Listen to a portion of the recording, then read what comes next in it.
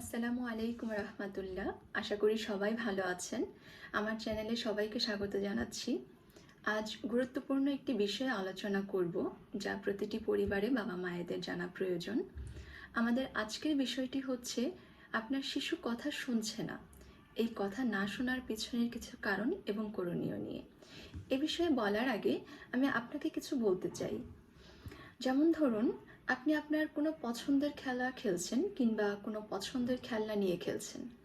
আমি যদি কোনো কারণ ছাড়াই আপনাকে যেয়ে বলি তুমি এখন খেলবে না কিংবা তুমি এই খেলনাটি নিয়ে খেলবে না, কেমন লাগবে আপনার? নিশ্চয়ই খুব একটা ভালো লাগবে না।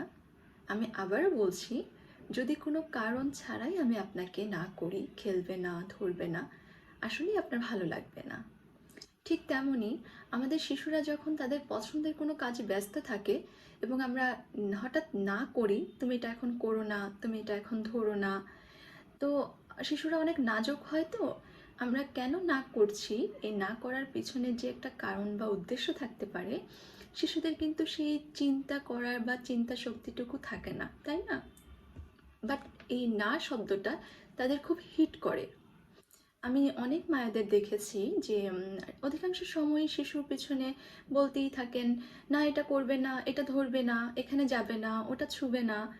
আর শিশুরা এই না শব্দটা শুনতে শুনতে একটা সময় যে বিরক্ত হয়ে যায়, এবং এই বিরক্তি থেকেই তাদের মধ্যে উল্টো রিয়াক্ট শুরু হয়, এবং ফলশ্রুতিতে দেখা যায় যে কথা শুনছে না, শিশুরা কথা শুনছে না। তখন আমরা এটা বলা শুরু করি যে শিশুরা কথা শুনছে না।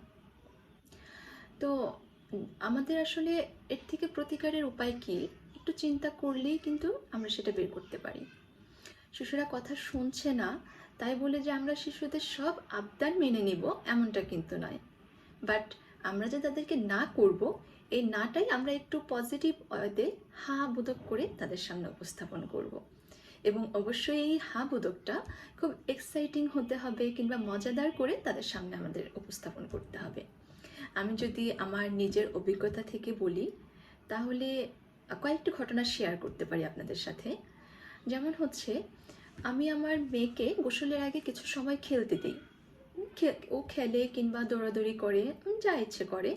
বাট যখন গোসলের সময় হয়ে যায়, আমি যদি আগে যেটা হতো যে আমি ওকে বলতাম চলো এখন গোসল করব, খেলা বন্ধ করো বা খেলবে না এখন, ও কিন্তু কথা শুনতো না। এবং একটু উল্টো রিয়েক্ট করতো, না আমি খেলবো, এখন খেলবো, গোসল করব না, এরকম বলতে থাকতো। বাট পরবর্তীতে আমি যে কাজটি করলাম, আমি ওকে আর বলিনি তুমি এখন খেলা বন্ধ করো, তুমি এখন খেলবে না, তুমি এখন দৌড়াবে না, এই কথাগুলো কিন্তু আমি ওকে বলিনি। তো কিভাবে গোসলটাকে ওর কাছে এনজয়েবল করা যায়, আমি সেই ওয়েটা খুঁজে বের করেছি। দেখা যেত যে গোসলের সময় হলেই আমি ওর কাছে যেয়ে বলতাম, বাবা আমরা এখন গোসল করতে যাব, চলো আজকে আমরা আমাদের ডাকটাকে একটু শ্যাম্পু করে দিব, আমরা ডাকটাকে একটু সুইমিং করাবো, তুমি আমি দুজন একসাথে একটু ডান্স করব, আমরা অনেক মজা করব, তুমি তোমার কাপড়গুলো আজ নিজে ধুয়ে দিবে, চলো চলো চলো। ও কিন্তু খুব খুশি হয়ে যেত, খুব খুশি হয়ে আমার সাথে গোসলে চলে যেত। তো দেখা যেত যে ও রাগ হচ্ছে না, আমার কাজও হয়ে যাচ্ছে, খুব সুন্দরভাবে হয়ে যাচ্ছে। তো এরকম যদি আরও কয়েকটা এক্সাম্পল দেই, তাহলে আরেকটা বলতে পারি। গোসলের পরে আমার মেয়েকে ড্রেস পরানোটা একটু টাফ, একটু না বেশ ভালো টাফ, পড়তে চায় না। তো আমি যে কাজটা করলাম, গোসল শেষে আমি ওকে ওর ড্রেসের যে কাভার্ড আছে সেখানে নিয়ে যাই এবং বলি তুমি চুজ করো এখানে কোন জামাটা সবচেয়ে সুন্দর। ও আর নিজের মতো করে একটি ড্রেস বের করে নিয়ে আসে।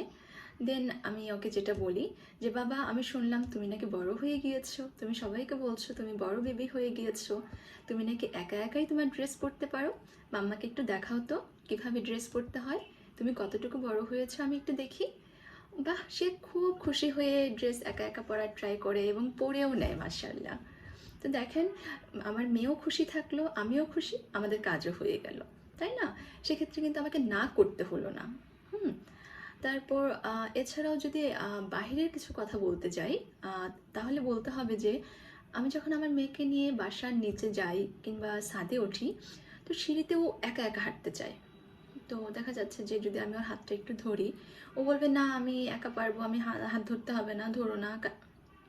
দেন যে কাজটা আমি করলাম, তো আমি যখন ওর সাথে যাই, যখন দেখছে যে ও আমাকে হাতটা ধরতে দিচ্ছে না এবং একা একা ওর জন্য একটু রিস্ক হয়ে যাচ্ছে, তো আমি ওকে বলি, বাবা আমি না আর পারছি না, আমার খুব কষ্ট হচ্ছে, আমি একা উঠতে পারছি না, তুমি কি একটু আমাকে হেল্প করতে পারো?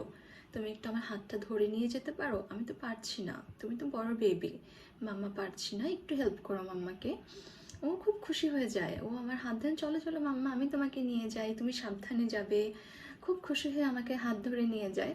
দেখুন, আমি কিন্তু ওর হাতটা ঠিকই ধরেছি, বাট ওকে কষ্ট দিয়ে নয় বা ওকে না করে নয়। হ্যাঁ, তো শিশুদের ক্ষেত্রে হয় যে আমরা শিশুদের সব কাজগুলোই সুন্দরভাবে করতে পারি একটু পজিটিভ ওয়েতে, এবং একটু এক্সাইটিং, এবং ওদেরকে একটু অ্যাপ্রিসিয়েট করে, ঠিক আছে, এই কাজগুলো করা যায়, খুব সহজেই করা যায়। আপনারা যদি একটু চিন্তা করেন, আপনারা দেখবেন যে আপনাদের আর না করতে হচ্ছে না, এবং আপনার শিশুও বিরক্ত হচ্ছে না, এবং শিশুর মধ্যে এই যে কথা শুনছে না, এই প্রবণতাটা কিন্তু কমে আসবে আস্তে আস্তে।